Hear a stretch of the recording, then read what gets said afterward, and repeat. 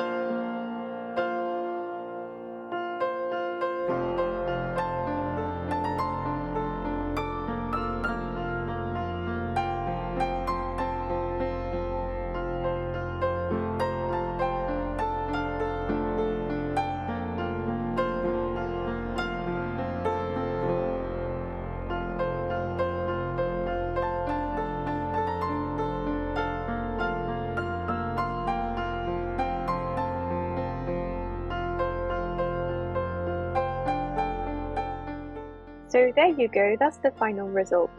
It was fun, but I must admit it doesn't really look like the one in the tutorial, and it did take me about an hour to draw the one leaf, so I conveniently forgot about my initial ambitions of a whole page of leaves.